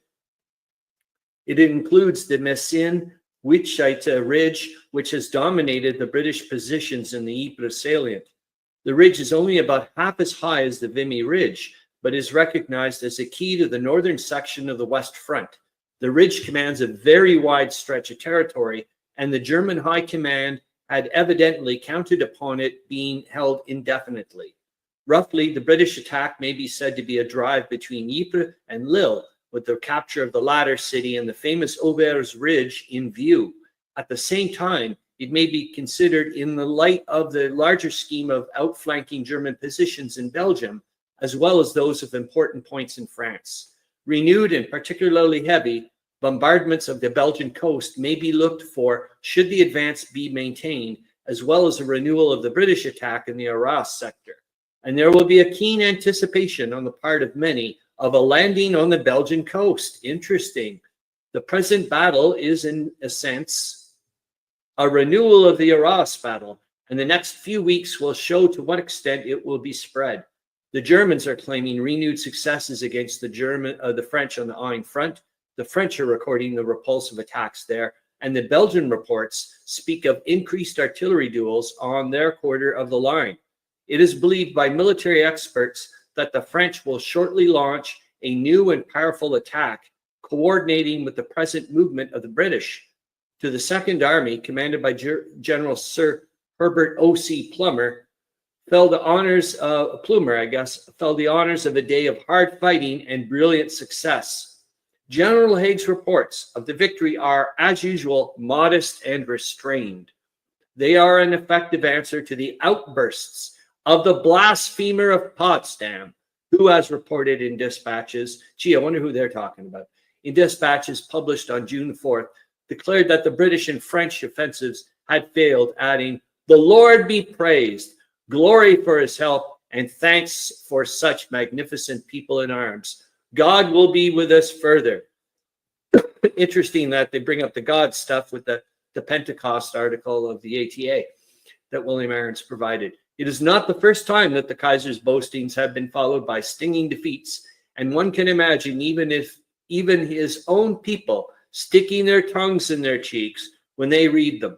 The first German official reports of the action received during the day made the stereotyped claim of repulsing all British attacks, but the night report admitted the loss of some sections of the Wittscheite salient, which is the usual German way of confessing a serious defeat.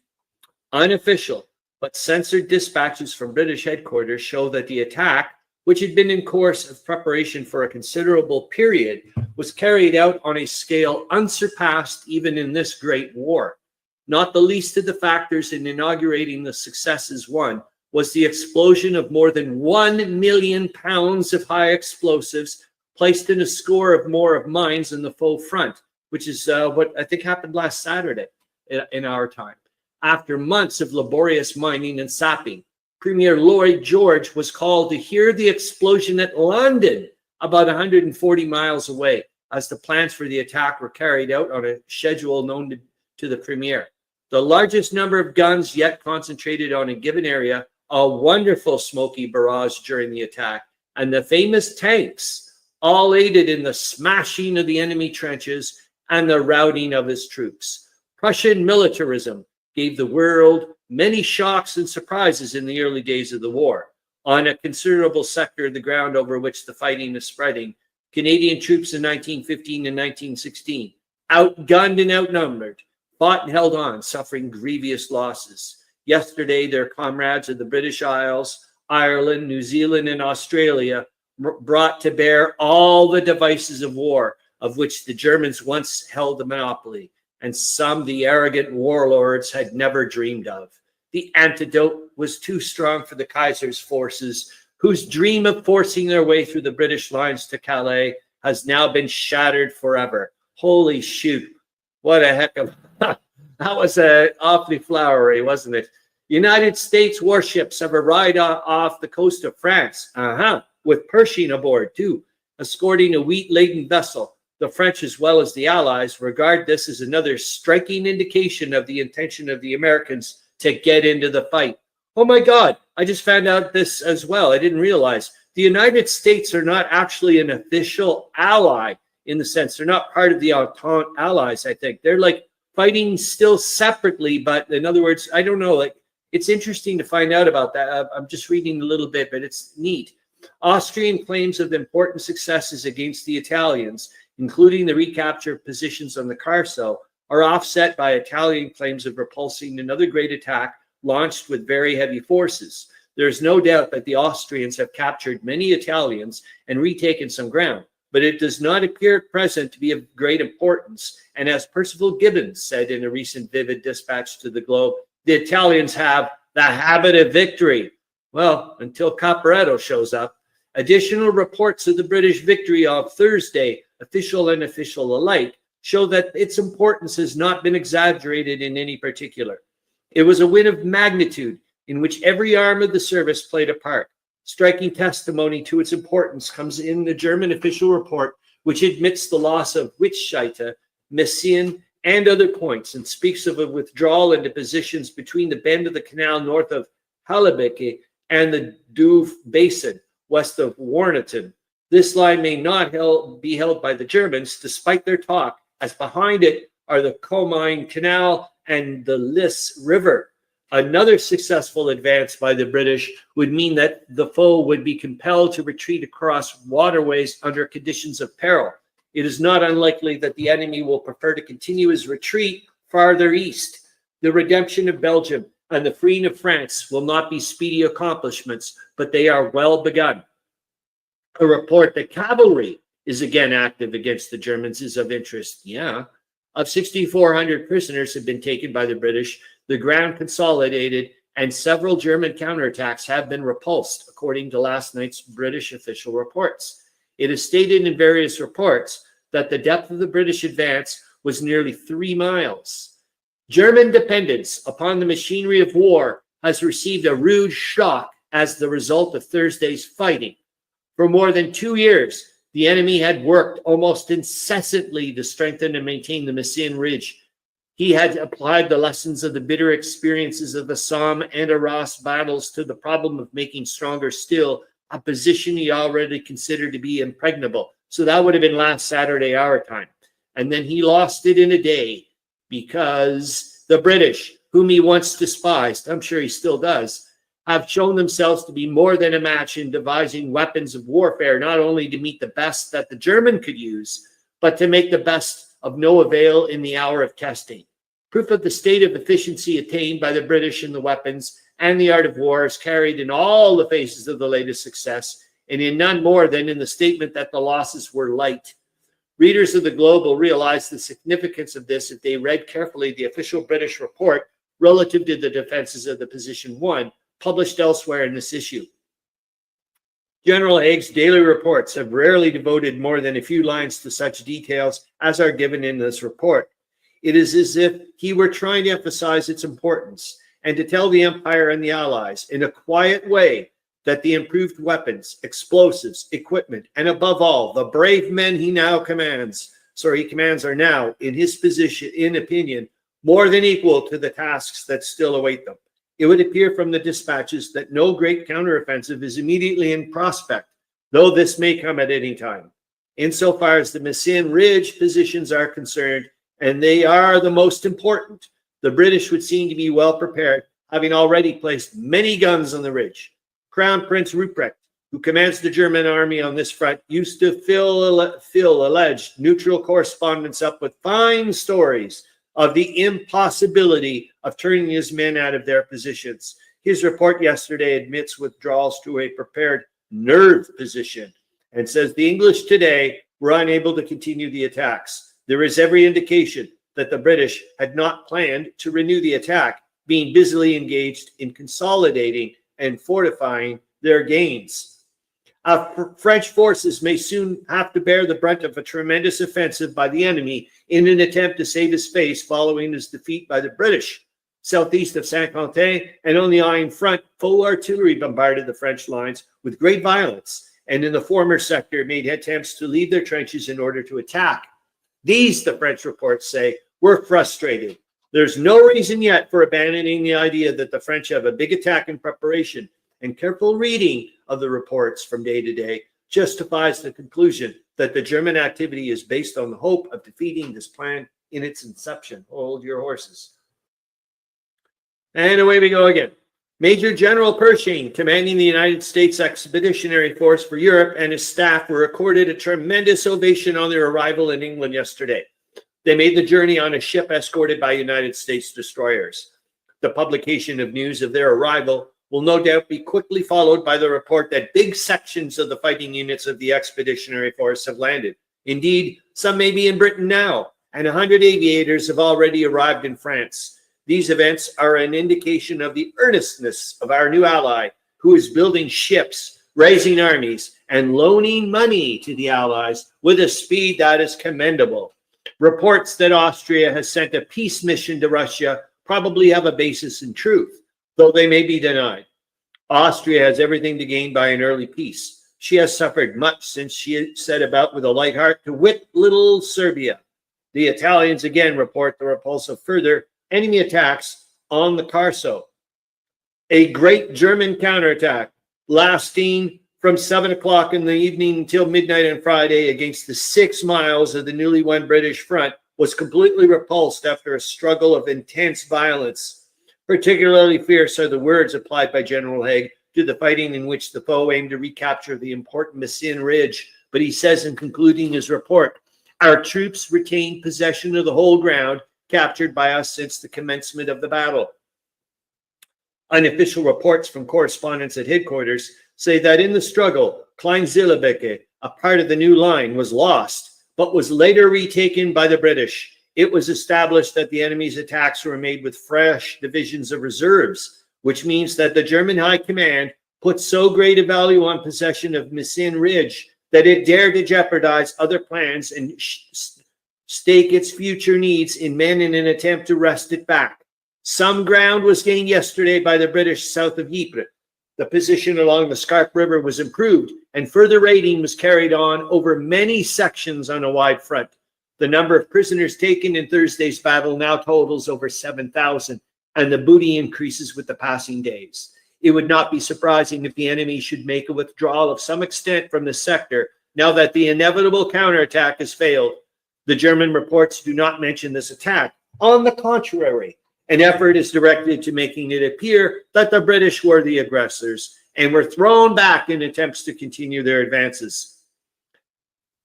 The people of Germany are still being kept in the dark as far as is possible in respect to the losses their armies are suffering. Canadian battalions have made a record raid on German positions around Lens, penetrating the foe trenches to a depth of more than a half mile on a 2-mile front, holding the ground for observation purposes for several hours, and returning with 150 prisoners after wrecking the enemy defenses with high explosives. This operation was conducted in an area nearly 20 miles south of that in Belgium, in which the British struck such a brilliant blow on Thursday last. The raid followed an earlier attack by the Canadians for some elements of trenches near the Souchez River, and which apparently it was desired to gain in order to wipe out a strong German flank defensive point. Success here was obtained after stiff fighting, some of it hand-to-hand, and the ground at latest reports was being held very steadily. The ground around Lens, a coal mining center, is being won from the foe, and the capture of the town itself, or what remains of it, may be flashed at any time. Despite the destruction the Germans are carrying out in the area, resumption of coal mining would not be long delayed once the Allies got possession. On the other fighting fronts, there is little of importance to record. The struggle between the Italians and Austrians has abated somewhat, although the calm in this area is not likely to last long. The Austrians have been very strongly reinforced. Like the German armies facing the British and French, they have benefited to a very marked degree by the quiescence of the Russians. Scouts of the latter are displaying some activity in the Carpathians, but it is too soon to count upon that as a prelude to a movement on a large scale. President Wilson's message to the provisional government of Russia, made public today, which I would like to read, in which the aims of the United States in the war are clearly set forth, may aid in infusing the Russians with the spirit essential to keeping the solemn pledges by which they are bound to the Allies. But to the long-distance observers, it would seem that the Russians are more concerned with discussions than decisions on the battlefield. Hold on. All right. Well, this didn't take long, did it? There is certain liveliness now on the French front that may presage the expected attack on a grand scale, and each side is doing its best to discover, if possible, where the blow is to be attempted. In Macedonia, the field of mystery, artillery duels, and aerial combats on a scale large enough to deserve mention in the official dispatches are recorded. There is still considerable anxiety among Allied experts as to the Salonika expedition and the part it is destined to play. The same was true for many months in respect to the British Expeditionary Force in Egypt, which some time ago invaded Palestine and in Mesopotamia. No one is pessimistic about either of those expeditions now. Good news comes from the Italian and British fronts today. In the case of the former, General Cadorna's armies have struck a shrewd blow in the Trentino region, gaining considerable ground southeast of the city of Trent, one of the chief objectives of the Italian campaign as a whole, and capturing more than 500 prisoners. The fighting here, the scene of a big Italian offensive earlier in the war, was in the mountains. Nearly the whole of Monte Ortiagara, 6,924 feet in height, being taken by the Italians and some past positions of importance being occupied. Last year, there was great cause for anxiety over the campaign conducted by the Austrians in this quarter. For some time, the Austrians, aided by Germans and with an amazing concentration of artillery, smashed their way towards the Venetian plain. At a time when it seemed that they were about to obtain great successes, General Cadorna's counterattack developed in an unexpectedly striking manner, the tables being completely turned and very heavy losses in men and material being inflicted upon the enemy. It was to the credit of the Italian staff that they held their ground in other sectors while dealing with this phase of the fighting. This time, the Italians have abandoned, for the moment, their offensive on the Carso, which is Trieste as its objective, while repelling all the latest counterattacks and retaining most of the ground won. At the same time, they have launched the new attack referred to in the retreat at Trentino. It is not as yet clear whether this is to be developed or whether it is intended as a feint to draw Austrian troops from the Carso Plateau. In any event, it shows that the Italian army has reached a stage where it confidently conducts attacks at widely separated points upon a powerful foe entrenched in positions to which the word impregnable has often been applied. General Haig sends one of his brief but illuminating reports. The British, he says, have captured another mile of German trenches southeast of Messines, together with 7 field guns and a number of prisoners. Following the failure of the German counterattack on Friday night, this advance by the British is an indication of their power to continue to shove the enemy farther east toward Lille or Douai. As the line to which the Germans fell back from the Messines position now stands, it has still behind it, or on a greater part of it, the Lys River and the Colmien Canal. It is still on the cards that the Germans may withdraw across the 2 waters mentioned, rather than risk disaster on a larger scale than that which befell them in the Messines Ridge battle. As usual, the German reports claim the repulse of the British attacks. The German staff, it would seem, has no other policy at present moment than to continue to hide from the whole people at home the losses of positions and men recently suffered on the West Front. No fighting of importance is recorded on the French front, though official reports from that quarter still emphasize the very active artillery duels in the Belgian sectors, that is, the area near the coast. Great events may be announced any day from this quarter. An Admiralty drifter of the Dover Patrol, in a smart action yesterday, destroyed 2 out of 5 enemy seaplanes, capturing the pilots of both. German seaplanes are sharing with the Zeps and the airplanes a constant succession of defeats. The stories from the British headquarters of the great work accomplished by the aviators in General Haig's recent big victory are another indication of the tremendous growth in numbers and effectiveness of Britain's aerial service. Canadians await with some interest further details of General Bing's removal from command of the Canadian forces at the front. It is generally believed that he has been promoted, to a higher command, and there is some hope that a Canadian officer may succeed him. King Constantine of Greece has abdicated on demand of the Entente allies. This is mind-boggling. Wait until we read this. Holy F. This is the outstanding news of the day. Remember, a neutral country. Remember Belgium. That's all I got to say, man.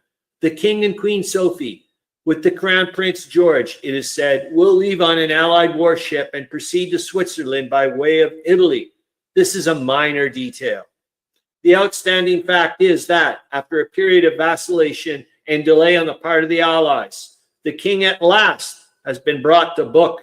Almost from the beginning of the war, Constantine, backed by his queen, a sister of the Kaiser, has been actively engaged in taking every possible step to thwart and delay the Allies, to threaten their communications in Macedonia, and to encourage those of the Grecians who agreed with him in placing every obstacle in the way of reconquering Serbia, a former ally of his own country, and which ally he basely deserted in the hour of its trial. On several occasions, the Allies have taken more or less drastic action against the king and his supporters, but these warnings have not been taken to heart by Constantine. The matter has apparently been brought to a head by the discovery of some plot or action by the king, of which no mention has yet been made, and by the necessity of securing for the Greeks who have joined the Allied forces a share in the harvest of the country. Good Lord. For a long time, it has been apparent that civil war in Greece or the removal of the king to a sphere where this pro-German activities could not find vent was bound to come. Or you could have just left Greece alone. When Venizelos, after exhausting all constitutional means to keep the king to his obligations and promises, raised the banner of insurrection, a goodly portion of the Greek forces joined him and went over to the Allies after taking possession of a number of important islands and other strategic points. These men have already shown their mettle in action against the Bulgars, the Turks, and the Austro-German polyglot combination that has invaded not only Serbia, but with the connivance of Constantine, has taken possession of parts of Greece. Yep, just like Italy did this week, by the way.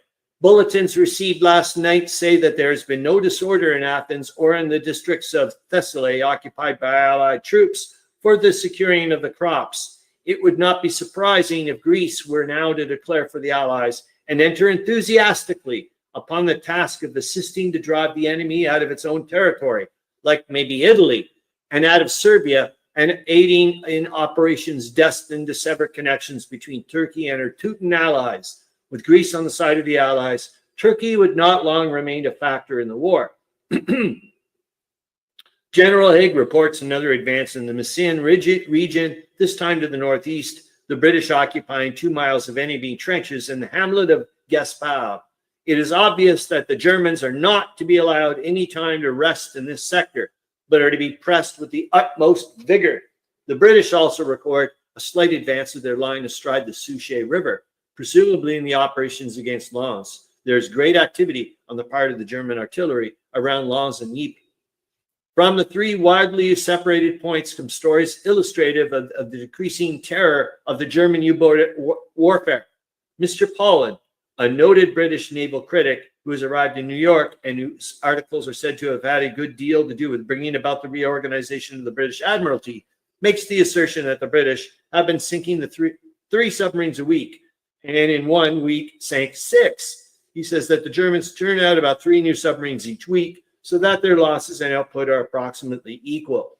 Mr. Paulin is not in a position to say to just what the success against the U-boats is attributable, but hints that mining explosions outside of the ports of departure have something to do with it. Major Murat, a noted German critic, tells his countrymen that the U-boat warfare is not succeeding and also uses some frank language against those who belittle British successes on the Western Front. Mr. Gresti, a special correspondent of the New York Times, who has returned to England after 3 months of absence, declares that declares that conditions in regard to food and living are better than they were, or at least not worse than they were in March. This, he thinks, is due to the voluntary economizing by the British people, as well as to the increasing success against the U-boats. On the French and Italian fronts, there is little to record. The Austrians claim to have repulsed all the Italian attacks in the Trentino sector, while on the French line, the day was marked generally by increasing artillery duels. Hold on again, goodness gracious. Oh, here comes the big second big air raid in a week, I do believe. Wednesday was a German day. There was very little fighting on land, most of the actions being of a long-range nature. But the Germans scored in an aerial raid over the east end of the outskirts of London, while the weekly record of shipping losses was not nearly so satisfactory as those of several previous weeks. In the air raid, according to a statement made in the comments by Mr. Bonar-Lara, nearly 100 people were killed and 439 injured. These numbers may be added to when more complete details are received. Boy, I said in the ATA was something like 70 and 100 and whatever injured, so holy cow, did I ever get that wrong? Nothing is known yet as the result of the fighting that took place between the British aviators and the German raiders, or as to whether any of the latter were engaged on their return to their base. It will be remembered that in the last airplane raid, a number of the German machines were brought down as they were nearing the Belgian coast after returning from England. During the course of the raid over London, a school was struck by a bomb, and 10 children were killed outright and 50 or 60 injured. No damage of a military character was inflicted. Nevertheless, there is no doubt that the nation that rejoiced in the murder of women and children on the Lusitania and had a medal struck to commemorate that feat will see in the killing and injuring of school children something to boast of. On Monday last, the Globe published a story from British headquarters giving a detail of some of the splendid accomplishments of the British aviators in the Messines battle. No finer work has been done during the course of the war than that by these airmen who attacked battalions and batteries and rival aviators wherever they could find them. No greater contrast has been afforded of the different views of the two nations than that shown by the raid over London and the raid of British aviators against the German army at Messines. It has been the policy of the British government to deprecate the idea of constant reprisals and punishment for such raids as the enemy carried out. But there is in Britain a growing feeling that in no other way is it possible to make the Germans understand that such raids can be repaid in kind. It is not unlikely that the demand for such punishment will later reach a stage where it cannot be ignored. As usual with the British people, while many sought whatever points of safety were available during the raid, thousands regarded it as an entertainment for their benefit. I know. And unofficial reports say that the roofs of hundreds of buildings were crowded with spectators trying to get a glimpse of the raiders and machines that went up to fight them. Good Lord. I would like to know, though, if the British had or the French had actually targeted civilian, did aerial raids and did civilian targets or something before. That would be interesting to find out. Anyways, oh my God, we're in the last one. British ships sunk by submarines during the week, total 22 of over 1,600 tons. 10 under 1,600 tons, and 6 fishing vessels. 23 British merchant vessels were unsuccessfully attacked by the submarines. Last Wednesday's statement recorded a total of only 23 vessels sunk against the 38 announced yesterday, which was the largest of any for a month past. It may be that the theory of the pessimist who attributes previous decreases in sinkings to the fact that the German submarines returned to their ports to refit as some ground, but it is probable that the increased losses are due to increased efforts on the part of the submarine fleets. The Germans would no doubt redouble their efforts at this time in the hope of sinking some of the officers and men of the American staffs that are going to Britain and France. There's nothing to be gained by belittling the U-boat warfare, but unless the British leaders and the critics of neutrals, as well as allied nations, are woefully mistaken, the chief object aimed at, namely of starving Britain into surrender, cannot be attained. General Haig reports the number of Germans captured since the morning of June 7th totals 7,342, with 47 guns and 242 machine guns. In Greece, the new order of things seems to have been accepted without any trouble. Troops of the Allied nations continue to occupy portions of Thessaly without opposition, and it is evident that there's to be no drawing back. With the announcement of the advance of the Allied troops in Greece comes a statement of violent artillery activity and skirmishing on the Vardar front. This may be an indication that General Sere, who commands the Allied forces in Macedonia, now feels that his flanks and rear are absolutely protected and that he is free to make a supreme effort to break the foe line. Canadians beat off a German attack to retake a strong machine gun position recently wrested from their near Lens, the attack being made after heavy artillery fire. The grip on Lens is tightening, and it's also the end of the show. And hopefully that went well. I hope you have a great remainder of your weekend and a great week, and I hope to see you for live stream 122. All right, that's it.